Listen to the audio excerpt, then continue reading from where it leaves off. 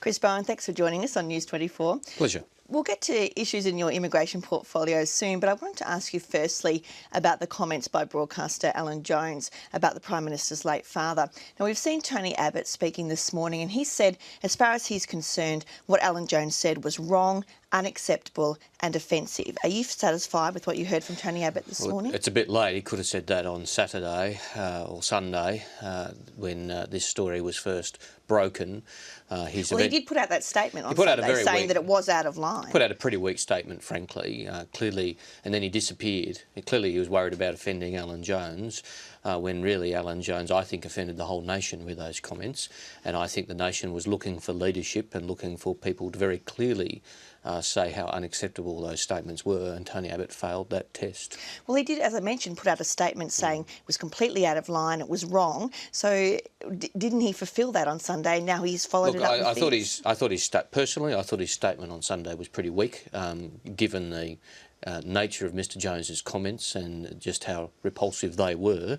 I would have thought the decent thing to do would be something quite a bit stronger than that. Now, has Labor been trying to make political mileage out of this, though, by trying to link Tony Abbott to these comments? Because he can't be held responsible for what Alan Jones says the same way that you can't be held responsible for what a left-wing commentator may say. Well, we're not suggesting that he's responsible, but very clearly there's an obligation on him as leader of the opposition and leader of the Liberal Party, and this was a Liberal event, it was a Liberal students' event, it was clearly a Liberal event, to make very clear what the view of the Liberal Party about these statements was and is, and to say how they're going to deal with Mr Jones in the future. And I just don't think that's happened, frankly. Some of your colleagues, though, yesterday said things like, if you strike a match and a fire starts, you can't be surprised that if it spreads off in a direction. They've described it as an insight into the modern Liberal Party or the culture of the Liberal Party. So isn't that directly trying to link these comments to Tony Abbott? Well, Tony Abbott has really pushed the envelope in terms of his comments about the Prime Minister over the last 2 years. Things like she won't lay down and die, and I think he's called her a toxic Prime Minister at one point. And, you know, really the political discourse has taken a turn for the more aggressive under Mr Abbott's leadership. That's just a statement of fact, I think.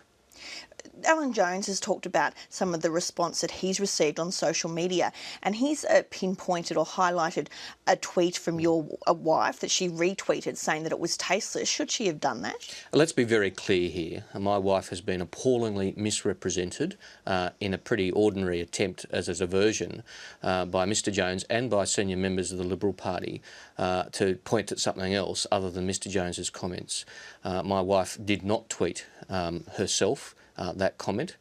She retweeted somebody else's comment over a month ago. If it was such a big issue, this could have been raised over a month ago. As is well known in Twitter, a retweet is not an endorsement. Things get retweeted all the time.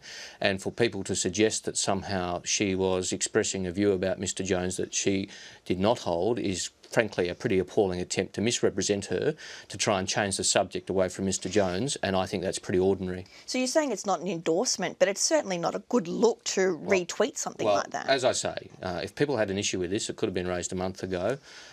My wife retweeted something over a month ago, and now it's being raised now in order to create a diversion. And people, I've seen senior members of the Liberal Party commenting on that. It's not my wife, frankly, who has to explain Mr Jones's comments. He's raised this as some sort of defence for himself, to say, oh, it's okay for me to say this about the Prime Minister because something was retweeted by somebody who happens to be married to a Cabinet Minister. I just think that's a pretty transparent attempt to try and change the subject. Do you think there's been calls for a government boycott of his program? You haven't been on his program for a long time. Do you think there should be a boycott? Well, I haven't been on because I haven't been invited on, because he won't have me on, maybe because I point out things to him which he doesn't like to hear. I would be not inclined to go on his program if he did choose to invite me on, because his comments were so appalling that I think that you know, going on his show for me would be problematic. But as I say, it's quite a hypothetical moot point because it's been several years since I've been on because he simply won't invite me on.